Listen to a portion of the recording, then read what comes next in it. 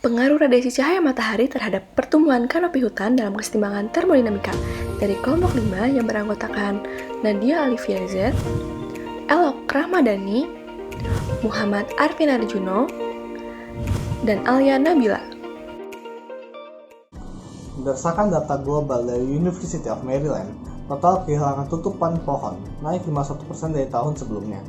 Komponen utama hutan yang menjadi rumah dan tempat berlindung bagi banyak satwa adalah pepohonannya. Komponen yang menjadi bagian utama dari pohon ialah racuk pohon yang membentuk tutupan kanopi. Tutupan kanopi hutan merupakan salah satu parameter yang penting dalam memberikan efek proses ekologi dalam ekosistem hutan dan merupakan variabel kunci dalam pemodelan, perlindungan, pengelolaan, dan perencanaan hutan.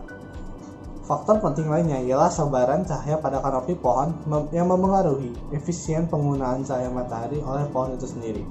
Ketidakseimbangan pada ekosistem atau pohon dapat dilihat ketika suatu pertumbuhan ukuran pohon membutuhkan input berupa energi cahaya pada intensitas tertentu.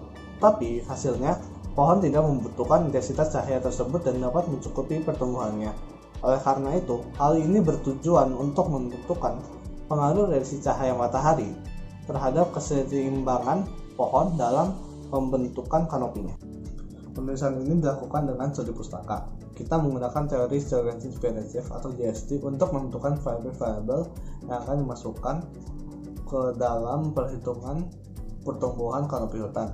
Metode pengambilan data dilakukan secara jarak jauh menggunakan sensor objek bumi dengan resolusi temporal dan software analisis. Selain itu, kita juga menghubungkan teori pada sumber utama dan pendukung dalam metode ekstraksi data dan analisis matematis untuk memperoleh hubungan antara kanopi hutan dengan suhu maksimum yang dikaitkan dengan intensitas cahaya. Hasil dan pembahasan. Berikut merupakan ilustrasi yang digunakan dalam penelitian ini. Dalam termodinamika dikenal istilah sistem dan lingkungan. Sistem adalah benda atau sekumpulan apa saja yang akan diteliti atau diamati yang menjadi pusat penelitian. Sedangkan lingkungan merupakan faktor-faktor yang terdapat di luar sistem yang dapat memengaruhi sistem itu sendiri. Suatu garis yang membatasi sistem dengan lingkungan disebut boundary atau batasan. Boundary ini dapat berupa garis real atau imajiner dan dapat berupa batasan fix atau movable. Ini merupakan ilustrasi yang telah kita buat. Di sini terdapat sistem yang digambarkan sebagai pohon hutan yang diteliti. Lingkungan adalah radiasi sinar matahari yang mengenai pohon, dan batasan merupakan garis imajiner yang mengelilingi pohon. Peneliti menggunakan teori Jorgensen-Spinozhev untuk penelitiannya. Teori ini memberikan perspektif baru dalam penentuan pertumbuhan hutan. Teori ini mengungkapkan bahwa energi yang masuk dari radiasi matahari ke ekosistem akan membuat ekosistem bergerak menjauh dari kesetimbangan termodinamika, dan akhirnya akan mendapatkan banyak informasi baru yang akan dituangkan dalam rumusnya. Dalam pengukuran kerapatan kanopi hutan diperlukan metode yang praktis, dan pada hal ini menggunakan metode penginderaan jarak jauh. Adapun perhitungan rumus yang digunakan oleh peneliti sebagai berikut. Peneliti mengasumsikan bahwa S untuk daerah basal, A untuk umur, R untuk kepadatan kanopi yang dinyatakan dalam istilah biomasa per volume ruang yang ditempati oleh basal area, dan E untuk keutuhan. Dan didapatkan S akan sebanding dengan E pangkat A, R pangkat B, dan A pangkat C.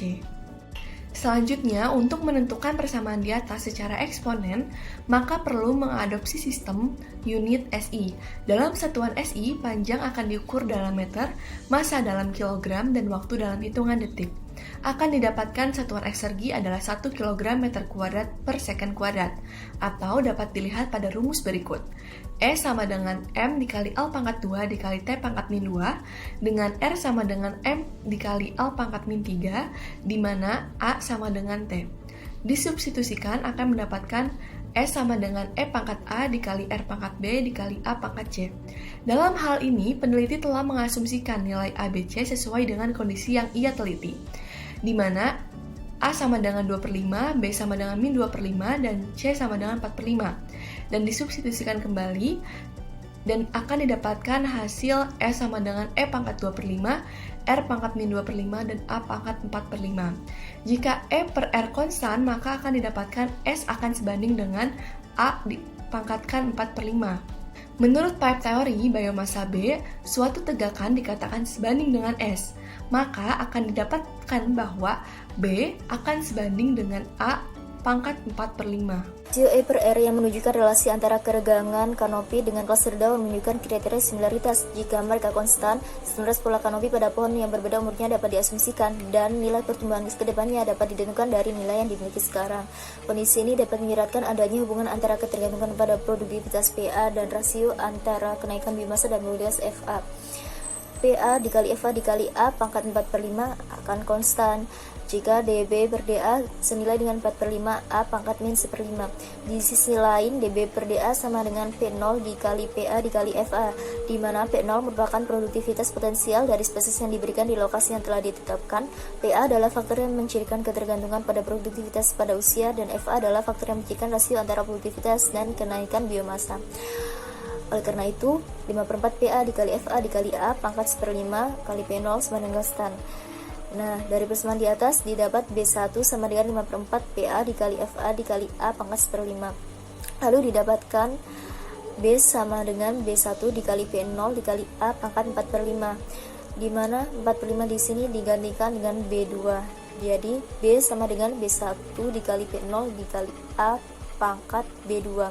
Peneliti mendapat nilai B1 dan B2 sesuai dengan kondisi yang diteliti, dan di sini didapatkan nilai B1 sama dengan 0,59181 dan B2 sama dengan 0,7921. Peneliti menggunakan Osnabrück Biosphere Model dengan menguji 4/5 law dari data pemantauan permanen sistem pemantauan sumber daya hutan Jepang. Peneliti mengungkapkan ketidakcukupan menggunakan kriteria persamaan E/R sama dengan konstan yang telah disebutkan pada slide sebelumnya. Karena hal tersebut dilihat dari kondisi di hutan, pohon di hutan memiliki usia umur yang berbeda-beda. Maka dari itu, peneliti mengenai hal ini menambahkan variabel U atau rejuvenation bias. Maka didapatkan rumus sebagai berikut. B sama dengan B1 dikali P0 buka kurung A dikurangi U, di mana U adalah variabel rejuvenation bias tutup kurung pangkat 4/5. Model ini memiliki kemiripan dengan salah satu fungsi pertumbuhan yang merupakan model Chapman-Richard, yaitu YT sama dengan Y max buka kurung 1 dikurangi E pangkat min KT tutup kurung pangkatkan dengan P.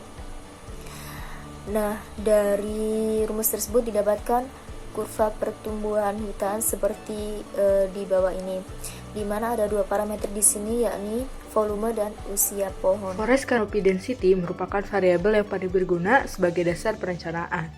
Nah, salah satu faktornya adalah TI atau Thermal Index, yang merupakan indeks yang berdasarkan pada dua faktor yang dilihat dari pengaruh terhadap kondisi di dalam hutan.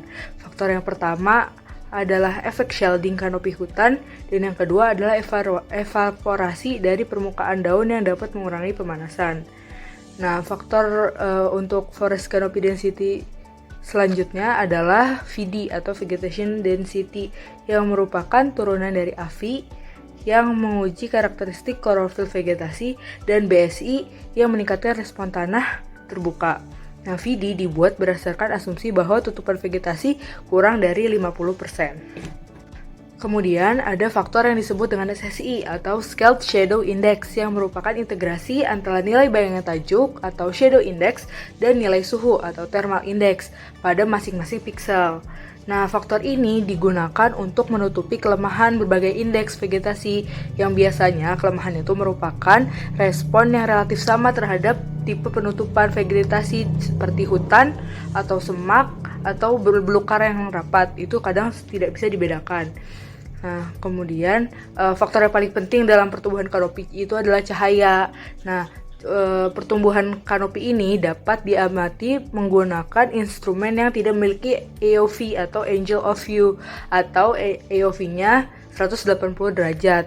Nah, namun jika sudutnya masih kurang dari 30 derajat, itu masih bisa digunakan dan sudutnya bisa diabaikan.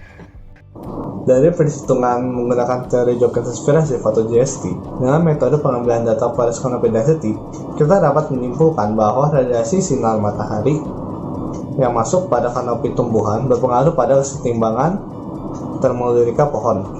Nah, pengaruhnya adalah menyebabkan ketidakseimbangan pada sistem termodinamika pohon, menyebabkan perubahan biomasa pohon. Perhitungan biomasa harus sebanding dengan pangkat 4/5 dari umur biologisnya, dihubungkan dengan metode Forest Canopy Density. Model ini berkaitan dengan beberapa indeks, yaitu thermal index, vegetation density, dan angle of view.